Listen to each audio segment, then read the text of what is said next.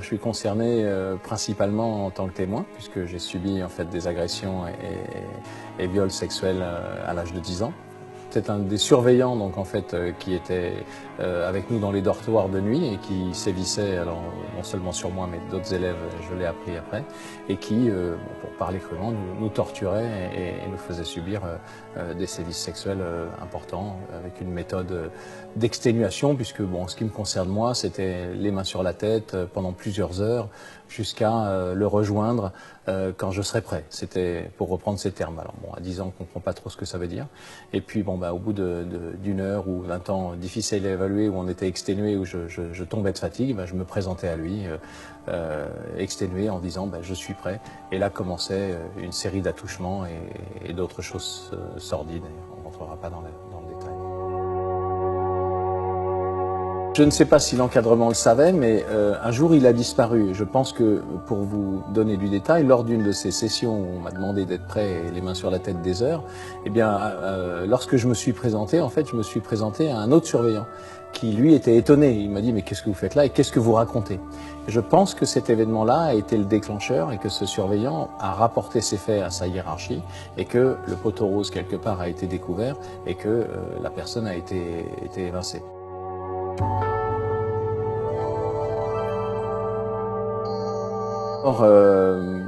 Une volonté de devenir fort, du sport, de la musculation, et puis c'est allé plus loin de ça, puisque j'ai voulu absolument me protéger. Alors je l'analyse un peu aujourd'hui, bon à l'époque je comprenais pas trop ce qui se passait, mais il fallait que j'ai l'arme absolue pour me défendre.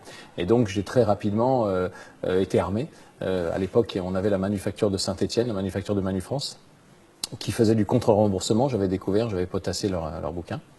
Et j'avais commandé une carabine en la faisant livrer le jeudi, puisqu'à l'époque c'était le jeudi qui était le jour de congé des enfants durant la semaine. Et j'avais réceptionné au facteur, avec mes étrennes et 2 ans de tirelire, de l'ordre de 200 francs à l'époque, cette carabine. Et je suis resté armé, je dormais avec cette carabine et je me suis rendu plusieurs fois à mon collège avec cette arme chargée dans mon sac. Persuadé que je ne permettrai plus jamais personne de me toucher de cette façon-là, sans mon accord. On se pose beaucoup de questions, on a plutôt envie de l'enfouir et d'oublier cette période qui est ressortie par contre 40 ans plus tard.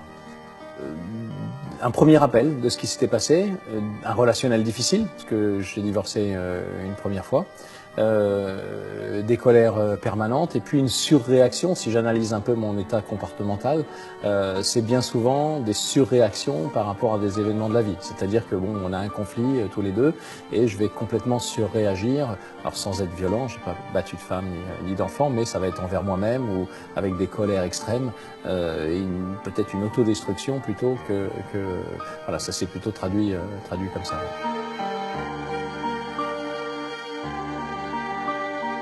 Je n'en ai jamais parlé à mes parents et mes parents sont disparus et je n'en ai jamais parlé. Je n'en aurais jamais parlé, ils sont partis sans jamais savoir. C'est être le porte-parole de ceux qui n'osent pas parler aussi, puisque bon, moi j'arrive à m'exprimer, à le faire sans trop d'émotion et j'espère être crédible. Et donc c'est pour d'abord montrer qu'il faut en parler, qu'on a des gens pour nous aider. Tous les adultes et le monde n'est pas pourri, puisque c'est aussi un autre impact, c'est la perte de confiance envers les autres êtres humains. Alors je pense que le contact avec moi, ou en tout cas avec une autre victime, est essentiel. C'est qu'enfin, on parle à quelqu'un, un autre adulte qui a subi les mêmes sévices. Donc tout d'un coup, il y a un rapport, une proximité, une confiance qui fait que on peut parler. Et déjà, ça a un effet libérateur extrêmement important. Donc mon conseil en tout cas serait effectivement de parler aussi à une victime de manière à se sentir un peu d'égal à égal, de pouvoir échanger, de s'expliquer nos vies, de voir comment on a évolué.